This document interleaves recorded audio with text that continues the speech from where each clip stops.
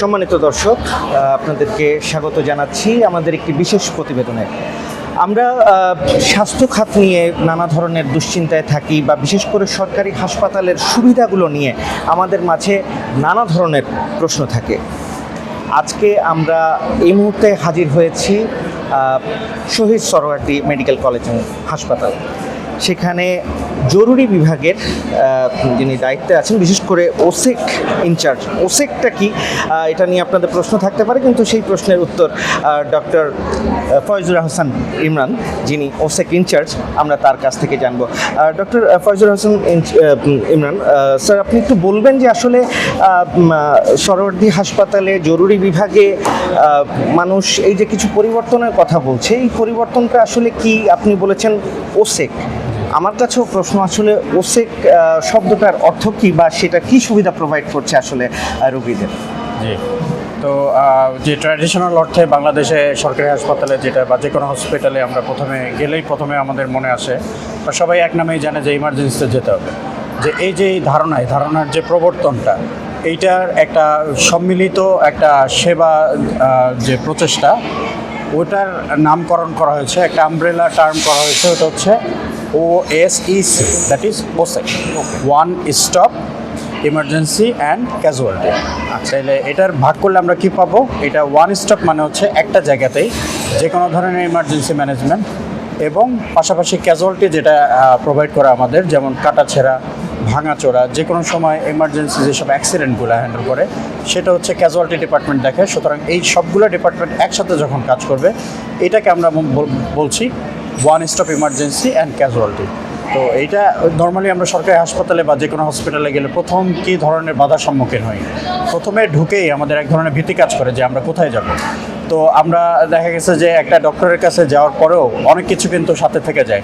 যে ডক্টর যখন আমাদের একটা ওষুধ লিখবে, একটা প্রেসক্রিপশন দিবে বা একটা ইনভেস্টিগেশন পরীক্ষা নিরীক্ষার কাগজ দিবে, যে এই পরীক্ষা নিরীক্ষাগুলো করতে করতেই দেখা যায় যে একটা খুব জরুরি একটা রুগী, এই যখনই আমরা বললাম যে একটা এক্স রে ইমিডিয়েট লাগবে, একটা ইসিজি লাগবে, একটা আলট্রাসোনোগ্রাম লাগবে, বা একটা সিবিসি করে আসেন, বা একটা যে কোনো ধরনের ব্লাড টেস্ট করে আসেন, তো হসপিটাল আসলে প্রথমে একটা ভীতি কাজ করে যে আসলে হাসপাতালে আমি কোথায় যাব, কীভাবে কী করব। চিকিৎসার পরেও যে পরীক্ষাগুলো করবো, এই পরীক্ষাগুলো আমি কোথায় যাব, কী যাব, মানুষের হেল্প লাগবে, আমি রুম চিনি না, সবাই আসার পরে একটা বিভিন্ন ধরনের ভয়, কনফিউশন এগুলো তৈরি হয়ে যায়। একটা জরুরি রোগী যখন আসে, দেখা গেছে যে হার্ট অ্যাটাক নিয়ে আসছে, তো সিম্পল একটা ইসিজি আমরা যখন করতে না পারি, সুতরাং রোগীটা কিন্তু চিকিৎসা বঞ্চিত হয় এবং যে কোনো মুহূর্তে রোগীটা মৃত্যুর সম্মুখীন হতে পারে। তো এই one stop emergency and crisis সেন্টারের মূল উদ্দেশ্য হচ্ছে যে এই কনফিউশনগুলো এবং এই অবস্ট্যাকলগুলোকে আমরা যাতে ক্লিয়ার করতে পারি, রোগী সহজেই এসে যেন সেবা সহজীকরণ যে ব্যাপারটা, এই ব্যাপারটা যেন সে খুব সহজেই পেয়ে যায়। আসার পরে আমরা যখন প্রেসক্রিপশন করে আমরা সাথে সাথে ওষুধ দিতে পারি না, কিছু ইনভেস্টিগেশন, কিছু পরীক্ষা নিরীক্ষা আমাদের খুব জরুরি প্রয়োজন হয়ে পড়ে, এবং তখনই আমি যখন রোগীকে এই ওয়ান স্টপ ইমার্জেন্সি সেন্টারের মধ্যে যখন আসবে, সে কিন্তু আমাদের এইখানে দেখবেন বিভিন্ন কর্নার আছে, কর্নারেরগুলোতেই আমাদের সম্পূর্ণ সেবা একসাথে প্রোভাইড করা হচ্ছে। এদিকে প্যাথোলজি আছে, এদিকে ইসিজি আছে, ওইদিকে এক্স রে করা আছে, এদিকে নার্স স্টেশন আছে, এদিকে ডক্টর স্টেশন আছে, এদিকে বিভিন্ন বেড আছে, বেডে ইমার্জেন্সি যেসব সার্ভিসগুলো দরকার, বেডের সাথে দেখবেন মনিটরগুলোও অ্যাটাচ করা আছে। সুতরাং এই যে এই সুযোগ সুবিধাগুলো, এগুলোই কিন্তু ওয়ান স্টপ ইমার্জেন্সি সার্ভিসের মূল উদ্দেশ্য, এবং এইগুলা করার আমাদের মূল টার্গেটটা ছিল যে হসপিটালে রোগী আসার পরে যে হসপিটালে যেসব সমস্যার সম্মুখীন হয়, এই সমস্যাগুলো কমিয়ে আনা, এবং হসপিটাল স্টে ওভারঅল একটা রোগী আসবে, আসার পরে কতদিন থাকবে, লিমিটটা কত দূর, তার চিকিৎসাটা আসলে কতদিন দরকার, প্রয়োজন, এই চিকিৎসা যেন খুব তাড়াতাড়ি করা হয়, সহজীকরণ করা হয়। হসপিটাল স্টে টাইম রিডিউস করার মাধ্যমে রোগীর কিন্তু অনেক ধরনের ইনফেকশনও লিমিট করা যায়, এবং সে খুব সহজে তাড়াতাড়ি সেবাটা পেয়ে এই একটা রুমে ঢুকলো, প্রত্যেকটা জায়গা থেকে ঘুরে চিকিৎসা নিয়ে আবার এই রুম দিয়ে বের হয়ে গেল। এই যে এই সম্মিলিত প্রচেষ্টা, এইটাকেই আমরা ওয়ান স্টপ ইমার্জেন্সি সার্ভিস হিসেবে অভিহিত করছি। ধন্যবাদ ডক্টর ফয়জুর হাসান ইমরান। এবার আমি রোগী হিসাবে কিছু প্রশ্ন করব, রোগীর মনের কিছু প্রশ্ন। তো সেটা এমন হতে পারে যে জরুরি বিভাগ মানে আমরা গতানুগতিকের আগেও আমরা দেখে এসেছি, অনেক কিছুই হয়তো এখন দেশের পরিবর্তন হয়েছে, স্বাস্থ্য খাতের পরিবর্তন হয়েছে, এবং আগে অনেক পরিবর্তনের কথা বলা হতো, কিন্তু সেটা আসলে ফলপ্রসূ হতো না বা আমরা দেখতাম না।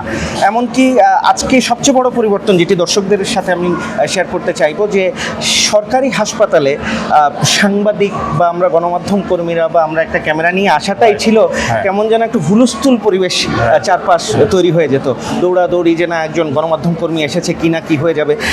তো আজকে খুব ভালো লাগলো, আমি খুব অনায়াসে সহজেই এই সরকারি হাসপাতালে আসলাম এবং এই সুবিধাটা যে ওসেক সার্ভিসটি কিন্তু বেশ কিছুদিন আগে থেকে শুরু হয়েছে, কিন্তু সেভাবে করে কেন যেন প্রচার হয়নি বা সেভাবে করে মানুষের কাছে পৌঁছায়নি। তো সেই জায়গা থেকে বিশেষ করে শহীদ সরোয়ার্দী মেডিকেল কলেজ এবং হাসপাতালে ওসেকের যে ফ্যাসিলিটিসটা, যেটি স্যার বলছিলেন যে একজন রোগী শুধুমাত্র এই জরুরি বিভাগে তার সমস্যা নিয়ে আসলে তার যা যা সমস্যা আছে এই এক বেডেই সমাধান হয়ে যাবে ইনশাআল্লাহ। একই রুমে আমরা প্রত্যেকটা সমস্যার একটা সমাধান দেওয়ার মিনিমাম যে প্রচেষ্টা, এটা মোটামুটি ইনশাল্লাহ এখানে করা সম্ভব আছে। আচ্ছা, অনেকেই ভাবেন যে সরকারি হাসপাতালের অনেক ধরনের যন্ত্রপাতির অভাব থাকতে পারে বা হচ্ছে জরুরি বিভাগে যে ধরনের যন্ত্রপাতি প্রয়োজন সেগুলো অনেক সময় থাকে না। শহীদ সোহরাওয়ার্দী মেডিকেল কলেজ এবং হাসপাতালে আমরা জরুরি বিভাগে এই ধরনের যন্ত্রগুলোর সুবিধাগুলো কি কি পাচ্ছি বা কি কি যন্ত্র আছে? হ্যাঁ, আমাদের আসলে উচ্চাভিলাষী একটা প্রজেক্ট ছিল, আমরা আসলে অনেক বড় একটা টার্গেট নিয়ে নেমেছি। তো এটা কিন্তু একটা পাইলট প্রোগ্রাম, মানে এটা আমরা শুরু করছি, এটা করেছে এক ধরনের ওয়াটার টেস্টিং, যে করার পরে এটা সাকসেসটা কতটুকু এবং আমাদের লোকবল নিয়ে আমরা এটা অ্যারেঞ্জ করতে পারবো কিনা সেই টার্গেট নিয়ে আমরা আগানো হয়েছে। সুতরাং প্রথম দিকে যে রোগীর একদম ইমার্জেন্সি যেই সার্ভিসগুলোর প্রয়োজন সেগুলো কিন্তু একই আমব্রেলার নিচে নিয়ে আসা হয়েছে। একটা হচ্ছে রোগী আসার পরে আমরা যেমন 24 ঘন্টা আমাদের প্যাথোলজি, আমি বলবো আমাদের সবচেয়ে বড় সাকসেস স্টোরি হচ্ছে এটা, যে আমরা 24 ঘন্টা একটা প্যাথোলজি সার্ভিস আমরা দিতে পারছি। রাত 3টার সময় একটা পেশেন্ট আসছে, দেখা গেছে যে ডেঙ্গুর, বিশেষ করে এই সিজনে কিন্তু এটা ভয়াবহ যে ডেঙ্গুর যে ব্যাপারটা, এই ডেঙ্গুর ব্যাপারটা অনেকখানি কভার আপ করা গেছে, সাথে সাথে আমাদের সার্ভিসটা দিতে পারছি। কীভাবে? ডেঙ্গু কিন্তু কখনোই আমরা শুধু ডাক্তারের মাধ্যমে এটা সমাধান সম্ভব না, এটা অবশ্যই প্যাথোলজিক্যাল একটা টেস্টিংয়ের একটা ব্যাপার আছে। তো যখন রোগীটা আসার পরে কিন্তু রোগী কনফিউজড, উদ্ভ্রান্ত হয়ে যায় যে এখনই আমি টেস্ট করব, রাতের বেলা কোথায় যাব, আমি কী করব। এই যে ইভেন ডায়াগনস্টিক সেন্টার কিন্তু রাতের বেলা খোলা থাকে না। তো এই যে একটা ওয়ান্ডারফুল একটা চেঞ্জ, যে রাত 3টার সময় আসার সাথে সাথে আমরা বললাম যে ঠিক আছে, আপনি আমাদের প্যাথোলজি ল্যাব আছে, রোগী তখন যে হাফ সেরে বাঁচে এবং তার চোখে মুখে যেই প্রশান্তি, যেই একটা নির্ভরতা, যেই ধরনের একটা মানে সে একটা নিশ্চিন্ত ভাব থাকে, এই ব্যাপারটা কিন্তু আমি মনে করি সবচেয়ে বড় একটা চেঞ্জ। সুতরাং প্যাথোলজি সার্ভিসটা আমরা 24 ঘন্টা যেহেতু শুরু করতে পেরেছি এবং চালু রাখছি, এটা আমি মনে করবো একটা বড় ধরনের চেঞ্জ। আরেকটা হচ্ছে আমাদের রেডিওলজিক্যাল, যেটা এক্সরে, একটা সিম্পল এক্সরে কিন্তু অনেক ধরনের রোগীর জীবন বাঁচায় দিতে পারে এবং তার যে পরবর্তী চিকিৎসার সম্পূর্ণ ট্র্যাক চেঞ্জ করে ফেলতে পারে। যে একটা পেশেন্ট এসেছে, যে সামনেই একটা আরটিএ হয়েছে, আমার রোড ট্রাফিক অ্যাক্সিডেন্ট, তো তার একটা এক্সরে করলে হয়তো বোঝা যাচ্ছে যে হাড় ভেঙে তার কোনো ধরনের রক্ত নালী আঘাতপ্রাপ্ত হয়েছে কিনা। দেখা গেছে যে হাড় ভাঙলে রোগীর হয়তো রিস্ক ওইভাবে নাই, কিন্তু তার আশেপাশে যদি কোনো ধরনের রক্ত নালী ইনজুরি হয়, তো সেক্ষেত্রে কিন্তু রোগীটা আসলে মৃত্যুর দিকে ধাবিত হবে, বোঝা যাবে না। সুতরাং এক্সরেটা আমরা কিন্তু 24 ঘন্টা এই সার্ভিসটা আমরা ইনশিওর করেছি। এবং আরেকটা জিনিস হচ্ছে, প্রচুর রোগী রাতের বেলা আসে, যে বিশেষ করে আমি বলবো রাতটাই হচ্ছে সবচেয়ে খারাপ একটা সময়। এই সময় যে কোনো হাসপাতাল সুবিধাগুলো পাওয়াটা খুব কঠিন হয়ে পড়ে এবং যে কোনো আমি মনে করি মানুষের জন্য, যে কোনো একজন ফ্যামিলির জন্য রাতের বেলায় যে কোনো অসুস্থতা তাদের জন্য অন্যতম একটা প্রধান চিন্তার কারণ এবং দুশ্চিন্তার কারণ হয়ে পড়ে। অনেক ভোগান্তি পোহায়, রাইট। এই সার্ভিসটা যখন আসছে, যে দেখা গেছে যে সে হয়তো বলছে যে প্রেশার হাই হয়ে গেছে, অথবা তার এক পাশ পড়ে গেছে বা এক পাশ দুর্বলতা, তো তখন আমাদের কিন্তু ইমিডিয়েটলি কী দরকার হয়? সিটি স্ক্যানটা। আমরা স্ট্রোকের পেশেন্টের 2 ধরনের, একটা রক্তক্ষরণ হয়েছে কিনা অথবা রক্তনালী শুকাই গেছে কিনা। তো এটা যখন আমরা ক্লাসিফাইড আলাদা না করতে পারবো, আনলেস সিটি স্ক্যান ছাড়া এটা সম্ভব না। মানে এটা মাঝরাতেও আমরা সিটি স্ক্যান সম্ভব। এক্স্যাক্টলি এই জিনিসটা আমি বলতে চাচ্ছি, যে এখানে আমরা রেডিওলজিক্যাল সার্ভিসটা 24 ঘন্টায়, রাত 3টা 4টা 5টা যাই হোক, তখনই আসলে সাথে সাথে ওরা সিটি স্ক্যানে কিন্তু আমরা সাথে সাথে দিয়ে দিতে পারছি উইদিন 5 মিনিটস। তার মানে যে কোনো ধরনের স্ট্রোকের রোগী বা যারা হঠাৎ করে মাইনর আর মেজর স্ট্রোক করে বসেছে বা অ্যাক্সিডেন্টের রোগী, তারা এসে মানে যে মেজর যে রেডিওলজিক্যাল ফ্যাসিলিটিসগুলো সেগুলো এখানে সাথে সাথে পেয়ে যাচ্ছে। ডক্টর ফয়জুল হাসান স্যার, আপনাকে আরও একটু পরিশ্রম আমরা আজকে একটু করাবো। আমরা কিন্তু আজকে শহীদ সোহরাওয়ার্দী মেডিকেল কলেজের এই জরুরি বিভাগটা একটু ঘুরেও দেখবো এবং একই সাথে আরেকটি প্রশ্ন একটু করতে চাচ্ছিলাম, যেহেতু চারপাশে আমরা ডেঙ্গু নিয়ে খুব দুশ্চিন্তায় আছি, তো একটু সংক্ষেপে যদি বলেন যে ডেঙ্গু রোগী সিরিয়াস অবস্থা যদি বোধ করে সে রাত 3টা হোক আর দুপুর 3টা হোক, সাথে সাথে আসলে এই এক বিছানাতে কি ফ্যাসিলিটিস পাবে?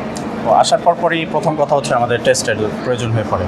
প্রথম কথা আসলে টেস্ট না, প্রথমে আমরা আমরা তার জেনারেল এক্সামিনেশন করি, বিশেষ করে তার অক্সিজেন স্যাচুরেশন এবং তার প্রেশারটা আসলে কীরকম আছে সেই জিনিসটা কিন্তু আমাদের যে এখানে আমাদের নার্সিং স্টাফ এটা ট্রায়াজ একটা যে ব্যাপারটা, ট্রায়াজ করা মানে হচ্ছে কোন পেশেন্টটা আসলে ইমিডিয়েটলি খারাপ, এটা কিন্তু সেকেন্ডের মধ্যে লাগবে। প্রচুর পেশেন্ট এখানে প্রায় পার ডেতে আমরা 600 অথবা মোর দেন 600-র উপরে টার্ন ওভার আসে। সো এই পেশেন্টগুলো কিন্তু সবাইকে সমানভাবে সার্ভিস দেওয়াটা কঠিন হয়ে পড়ে। তো কোন পেশেন্টটা সবচেয়ে বেশি খারাপ এবং ইমিডিয়েটলি দরকার সেই জিনিসটা আমরা প্রথমে ট্রায়াজের মাধ্যমে করি। সুতরাং এই নার্সিং স্টাফ কী করছে, প্রথমে আসার পরে পেশেন্টটা ইমিডিয়েটলি তার অক্সিজেন স্যাচুরেশন এবং তার ব্লাড প্রেশারটা দেখে ফেলছে। যখনই আমরা দেখতেছি ব্লাড প্রেশারটা তার খারাপ আছে এবং ব্যাকগ্রাউন্ডে তার প্রেশার অনেক হাই ফিভার আছে, তাহলে আমরা ধরে নিই পেশেন্টটা হয়তো ডেঙ্গু হেমোরেজিক শকে যাচ্ছে, তখন আমরা একটা স্যালাইন সাথে প্রোভাইড করতে পারি। সুতরাং রাতেরবেলা আসুক, তো সাথে সাথে আমরা প্রেশারটা দেখে ফেলছি এবং তখন ইমিডিয়েটলি আরেকটা করে স্যালাইন দেওয়ার মধ্যে আমরা বলে দিই যে না একটু ডেঙ্গুটা টেস্ট করে নেন, 100% শিওর হয় এটা ডেঙ্গু আর অন্য কিছু। সুতরাং এই যে প্যাথোলজির যে সার্ভিসটা আমি বললাম এটা রাত 3টায় সম্ভব। সুতরাং সাথে সাথে সে যদি ব্লাডটা দিয়ে দেয়, সাথে সাথে তার ডেঙ্গুটা উইদিন আওয়ার্স এটা অ্যাসেসমেন্টটা চলে আসলো এবং রোগীর স্বল্পতম সময়ে তার চিকিৎসাটা আসলে আমরা শুরু করতে পারি। এইটা আমরা শিওর। আচ্ছা, সংক্ষেপে আর দুটি প্রশ্ন করব। সেটি হচ্ছে মানে যে সুবিধাগুলোর কথা শুনলাম, তার মানে শহীদ সরওয়ার্দী মেডিকেল কলেজ হাসপাতালের জরুরি বিভাগে ওসিকের সার্ভিসের মধ্যে আমরা যে কোনো ডিপার্টমেন্টের ডক্টর 24 ঘন্টা অ্যাভেলেবেল পাবো। এটা কনসালটেশন সম্ভব। আমি অলরেডি বলি যে আমি কিন্তু প্রথমে একটা বললাম যে শুরুতে অ্যাম্বিশাস একটা প্রোগ্রাম ছিল। অ্যাম্বিশাস প্রোগ্রামটা যে প্রত্যেকটা ডিপার্টমেন্ট এখানে ইনভলভ থাকে, সেটা হোক শিশু বিভাগ, সেটা হোক গাইনি বিভাগ, সেটা হোক সার্জারি বিভাগ, সেটা হোক আপনার নিউরো মেডিসিন, সেটা হোক নিউরো সার্জারি, অথবা দেখা যায় পেডিয়াট্রিক সার্জারি ইভেন্ট ইনভলভ করা সম্ভব, অথবা বার্ন প্লাস্টিক অর্থোপেডিক্স। তো আমরা অলওয়েজ বলি যে পেশেন্ট আসার পরে ট্রায়াজ হলো, ট্রায়াজের পরে রোগীটা কিন্তু আমরা অ্যাসেস করে ফেলি। আমরা দেখার পরে যে একটা ইনভেস্টিগেশন দিলাম, এক্সরে করলাম, হাড় ভাঙা আসছে, কী করবো, ইমিডিয়েটলি আমরা একজন অর্থোপেডিক্সের কনসালটেন্ট দরকার। তো আমাদের এখানে কিন্তু অ্যাসাইন করা আছে যে কনসালটেন্ট হয়তো 24 ঘন্টায় যেই কনসালটেন্টগুলো আছে, অর্থোপেডিশিয়ান না থাকলে আমাদেরকে কিন্তু ফোন নাম্বার দেওয়া আছে, আমাদের কিন্তু সরাসরি অ্যাক্সেস দেওয়া আছে যে আপনারা সাথে সাথে ইমিডিয়েটলি আমাদেরকে যদি কল করেন, অথবা আমাদের আসলে হোয়াটসঅ্যাপ গ্রুপ অ্যাক্টিভ আছে সবসময়, আমরা সাথে সাথে পোস্ট করে দিই যে আমরা এই পেশেন্টটা পেয়েছি, এখন আমরা আসলে ইমিডিয়েট ম্যানেজমেন্ট কী হবে।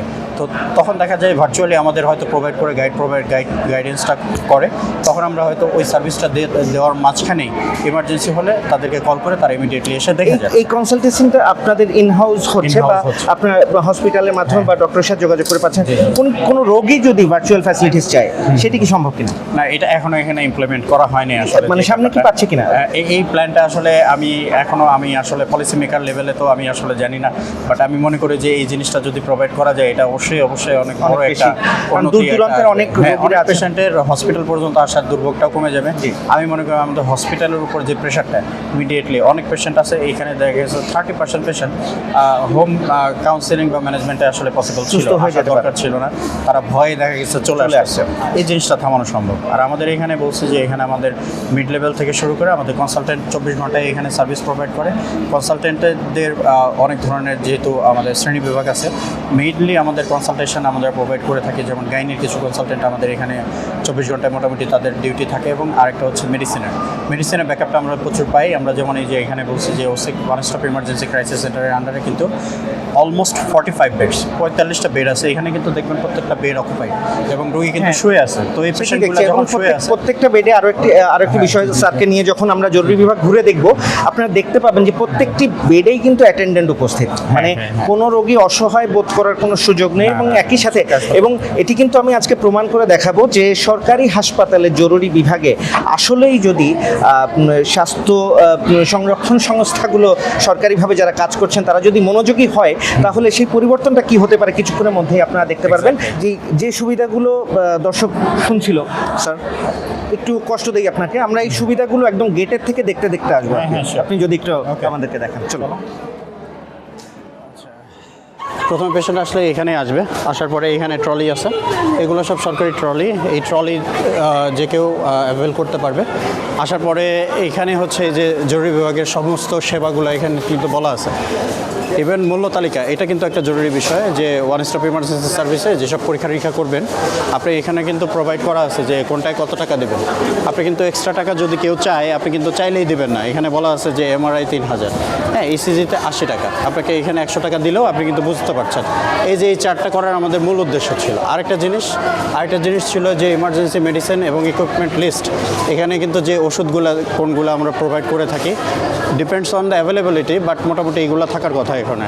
এবং এইখানে যে সুযোগ সুবিধাগুলো কিন্তু লিস্টেড করা আছে, আপনি চাইলে যে কোন সুবিধাগুলো আছে এগুলোও কিন্তু এখানে বলা আছে, এবং এইগুলোর মধ্যে কোনগুলো আপনি নিজের যে অধিকারটা এগুলো কিন্তু আপনি বুঝে নিতে পারতেছেন যে আমরা কি করছি। তো পেশেন্টটা যখন আসার পরে প্রথম কাজ হচ্ছে সে টিকিট কাউন্টারে যাবে এবং টিকিট কাটবে।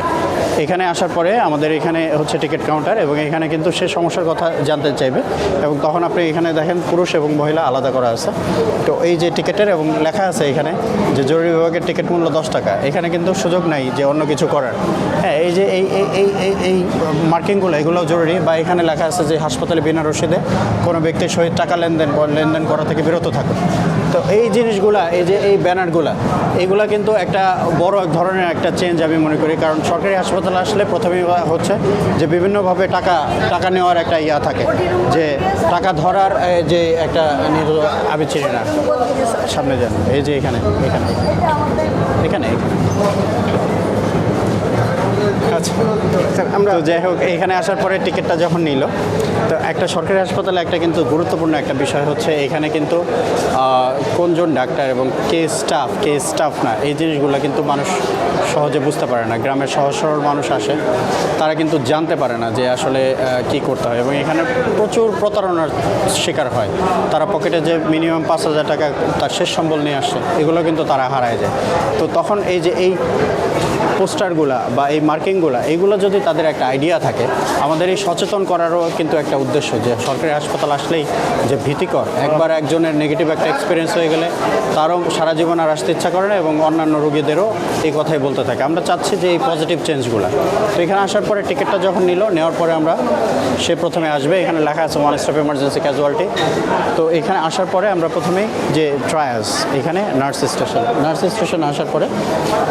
স্টেশন আসার পরে এখানে কিন্তু সে প্রথমে যাবে ট্রায়াজে, এবং পেশেন্টের রোগীর যে ব্লাড প্রেশার এবং অক্সিজেন স্যাচুরেশন এবং আদার্স যে কমপ্লেইনগুলো, এগুলো ইনিশিয়ালি সে আমাদের একজন এইখানে নার্স যে দেখছেন কাজ করছে, ওনারা হচ্ছে প্রথমে এই হিস্ট্রিগুলো নেন এবং লিখে দেন। লেখার পরে তো তখন পেশেন্ট যাবে হচ্ছে আমাদের এইখানে এই ডক্টর স্টেশনে। এই ডক্টর স্টেশনে আসার পরে এখানে কিন্তু ডক্টরদের সাথে কথা বলার পরে তার কমপ্লেইন অনুযায়ী আমরা হয়তো কোনো একটা ইনভেস্টিগেশন দিলাম। পরীক্ষা যখন দিব একটা ব্লাড টেস্টে আমরা দিলাম, অথবা ইসিজি দিলাম। ইসিজি করতে হলে আমাদের এইখানে যে ইসিজি স্টেশন, এখানে কিন্তু আসবে, এখানে ইসিজি করার জন্য এখানে 24 ঘন্টায় ইসিজি করা হয়। তো এই যে ইসিজি স্টেশন, ইসিজি যদি আমরা দেওয়া হলো, এরপরে যদি মনে করি যে না আমাদের একটা ব্লাড টেস্ট দরকার, তো সেক্ষেত্রে আমরা তখন প্যাথোলজি ল্যাব। এটা কিন্তু একটা ইন্টারেস্টিং ব্যাপার, যে ব্যাপারটা হচ্ছে ডিরেকশন, আমি কোথায় যাব, এই জিনিসটাই হচ্ছে যে কোনো রোগীর প্রথম প্রশ্ন। সুতরাং এখান থেকে আমরা ডাক্তাররা যদি বলে যে আমরা দিক নির্দেশ করে দিতে পারি, মানে এখানে প্রত্যেকটা সুবিধা কোনটার পর কোনটা ভাগ করে দেওয়া রাইট।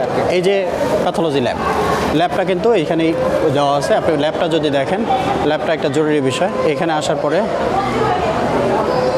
এই ল্যাবের যে ব্যাপারটা, সরকারি হাসপাতালে আমি মনে করি দুর্নীতির 1 নাম্বার যে জায়গাটা, এটা হচ্ছে প্যাথোলজিক্যাল ল্যাব। এই জিনিসটা আমরা ট্রান্সপারেন্ট করতে পারছি। এখানেই সব কিছু ব্লাড কালেক্ট এবং করা হয়। এবং প্যাথোলজি ল্যাবটা যদি আপনি একটু দেখেন,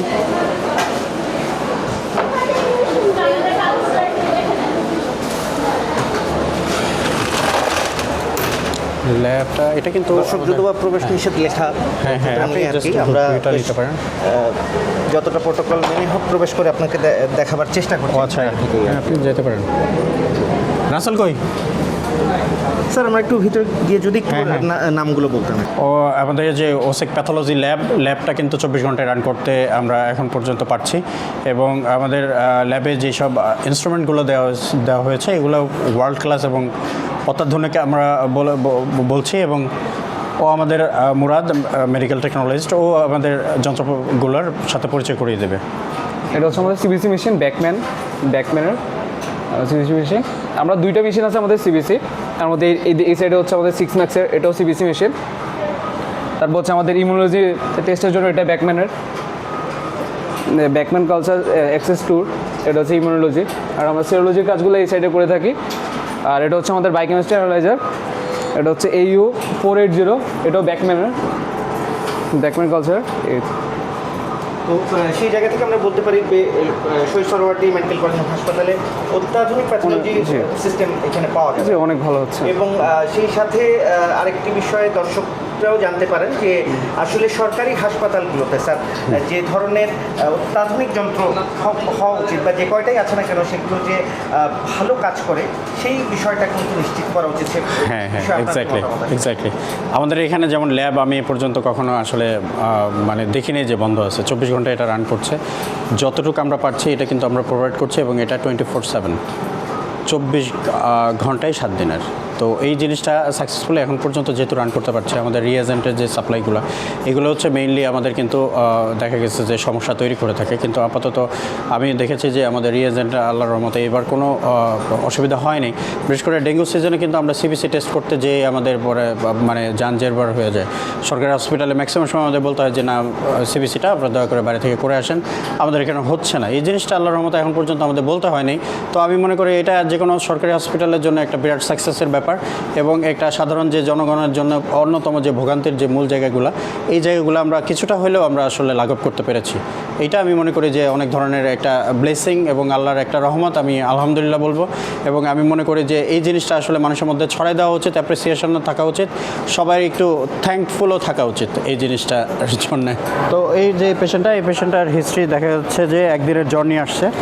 পেশেন্টটা আসছে হচ্ছে সকালের দিকে আসছেন না আপনারা? একটার দিকে, একটা দুইটা 11টার দিকে আসছেন? আচ্ছা, এই পেশেন্টটা 11টার দিকে আসছে। আসার পরে এই তো টিকিট কাটার পরে আমরা কিন্তু জ্বরের অনুযায়ী আমরা তাকে ব্লাড টেস্ট দিয়ে দিয়েছি CBC NS1, এবং সে অলরেডি এই যে আমাদের কিন্তু এই যে দেওয়া হয়েছে যে সে কিন্তু টিকিট কাটার পরে ইনভেস্টিগেশন যখন করতে গিয়েছে তখন কিন্তু এই যে বলা আছে যে 150 টাকা, 150 টাকা, এবং বলা আছে যে 4টার সময় রিপোর্টটা দিবে। এই জিনিসগুলা আসলে সিস্টেমেটিক্যালি করা সম্ভব হয়েছে সরকারি হাসপাতালে। ইভেন কখনো কিন্তু এই টিকিটগুলো প্রোভাইড করা হতো না, যে টাকা দেওয়ার পরে রসিদটা, এই রসিদটা জরুরি। এই পুরো ভিডিওতে একটা মেসেজ যদি নিয়ে যাওয়া যান যে আমরা হসপিটালে আমরা টাকা চাই, রসিদ ছাড়া কোনো লেনদেন কিন্তু করবো না, এই জিনিসটা একটা জরুরি বিষয়। এই যে আমাদের প্রোভাইড করা হয়েছে, এই জিনিসটা আমাদের কি প্রুভ করে যে আমরা টাকাটা সঠিক জায়গায় পৌঁছে গেছে, সরকারি হাসপাতালে পৌঁছে গেছে। এখানে কিন্তু 63 লেখা আছে, 63 নাম্বার তার সিরিয়াল। সুতরাং এই যে সিরিয়ালগুলো মেনটেন করা হচ্ছে, আমি মনে করি এটাও একটা বড় ধরনের সাকসেস আমাদের ওয়ান স্টপ এমার্জেন্সি ক্রাইসিস সেন্টারে। তো এই যে এই ভদ্রলোক আসছিল জ্বরের জন্য, সুতরাং এই আমরা যখন ইনভেস্টিগেশন এবং তার ব্লাড প্রেশার কিন্তু অলরেডি তখন চেক করা হয়ে গেছে যে ব্লাড প্রেশারটা একটু কম ছিল। তো সেক্ষেত্রে আমরা কিন্তু একটা নর্মাল স্যালাইন অলরেডি দেওয়া হয়ে গেছে, অলমোস্ট শেষ। এটা কিন্তু 2-3 ঘন্টা লাগে, তো অলমোস্ট শেষ। এই জিনিসটাও কিন্তু আমরা প্রোভাইড করা হয়ে গেছে, এবং তাকে কিন্তু RBS দেখা হয়েছে। ওনার হচ্ছে ডায়াবেটিক পেশেন্ট, অলরেডি আমরা বুঝতে পারছি এই যে টিকিটের মধ্যে অলরেডি লেখা আছে যে ইমিডিয়েটলি কিন্তু তার ব্লাডের সুগারটাও দেখা হয়ে গেছে 19.2।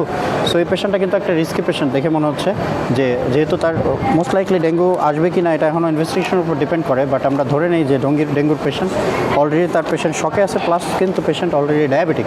সো এই যে একটা পেশেন্টের, এই পেশেন্টের যদি আমরা সার্ভাইভ করে পেশেন্টের বাসায় পাঠাতে পারি, এটাও কিন্তু আমি মনে করি একটা বড় ধরনের একটা সাকসেস স্টোরি। তার অলরেডি একটা ডায়াবেটিস আনকন্ট্রোলড আছে, এবং তার ব্যাকগ্রাউন্ডে যদি ডায়াবেটিস থাকার পরে যদি ডেঙ্গু থাকে, ডেঙ্গুতে তাকে একটা ফ্লুইড প্রোভাইড করা হয়েছে, নর্মাল স্যালাইন দেওয়া হয়েছে। এই যে সার্ভিসটা, এবং তার ব্লাড সাথে সাথে কিন্তু দ্রুত ব্লাডটা প্যাথোলজি ল্যাবে পাঠিয়ে আমরা কিন্তু রিপোর্টটা কালেক্ট করতে পারছি। তো এই যে এই সার্ভিসটার মূল ব্যাপারটাই, কনসেপ্টটা ওয়ান স্টপ ইমার্জেন্সি সার্ভিসের মূল কনসেপ্টটাই কিন্তু এই সার্ভিসটা। পেশেন্টটা আসছে, ল্যাবে গিয়েছে, বেডে শুয়ে পড়েছে, এখানেই সবগুলো সার্ভিস প্রোভাইড হয়ে গিয়েছে। পেশেন্ট কিন্তু কোথাও জিজ্ঞেস করার প্রয়োজন খুব মিনিমাম, কারণ হচ্ছে সব কিছু কিন্তু ভিসিনিটি, মানে আমরা দৃষ্টির মধ্যেই রাখা হয়েছে, এবং পেশেন্ট কিন্তু একদম জাস্ট হচ্ছে তাকালেই কিন্তু সব সার্ভিসগুলো অ্যাভেল করতে পারছে। কাউকে জিজ্ঞেস করার যে প্রয়োজনটা, হসপিটাল আসলে কাকে কি জিজ্ঞেস করব, কে কোন দিকে পাঠাবে, এই জিনিসগুলোর কনফিউশন এবং অবস্ট্রাকলগুলো দূর করাই one stop emergency crisis centre এবং ক্যাজুয়ালিটি সেন্টার। এই জিনিসগুলোই হচ্ছে মূল প্রতিপাদ্য বিষয় ছিল, এবং এই জিনিসগুলোই আমরা যেহেতু বেসিক লেভেলে প্রোভাইড করতে পারছি, আমি মনে করি এটা একটা বাংলাদেশের জন্য অন্যতম বড় একটা সাকসেস স্টোরি। এবং এই স্টোরিটা আসলে সবার জানা উচিত, এবং সবাই যদি এই জিনিসটা পজিটিভলি ছড়িয়ে থাকে, এই জিনিসটা যদি আমরা আরেকটু এক্সপান্ড করতে পারি, আরও ভালো সার্ভিস প্রোভাইড করতে পারি প্রত্যেকটা সরকারি হাসপাতালে, আমি মনে করি বাংলাদেশের টোটাল স্বাস্থ্য ব্যবস্থার আমূল পরিবর্তন ঘটবে। পুরা ফেস ভ্যালু সব কিছু চেঞ্জ হয়ে যাবে। মানুষের মধ্যে পজিটিভ একটা চিন্তাভাবনা আসবে যে না, হসপিটালে গেলে আমাদের আসলে কিছু না কিছু সার্ভিস প্রোভাইডেড আমরা হচ্ছি।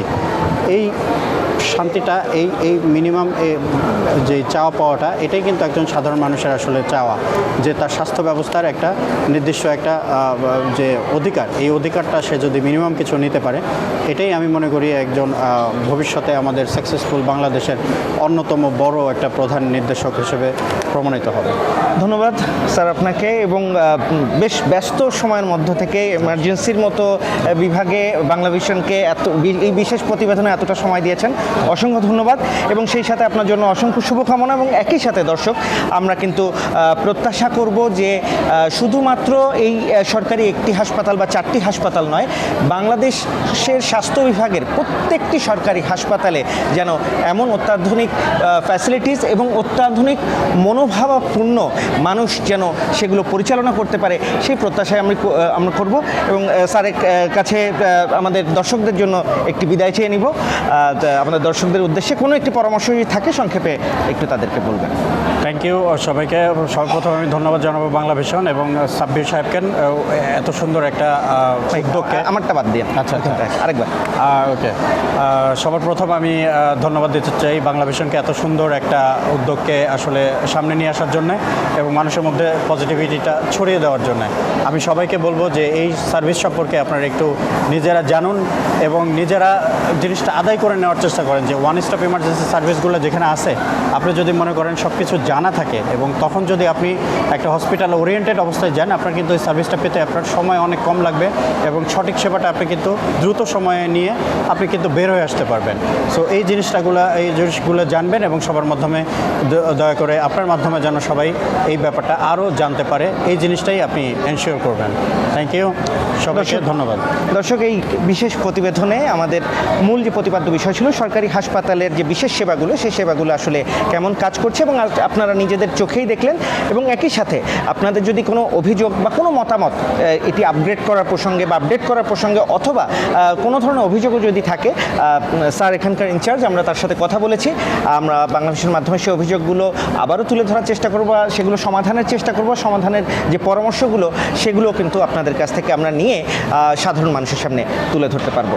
S M Sabbir, Bangla vision, Shaheed Suhrawardy medical college হাসপাতাল, ঢাকা।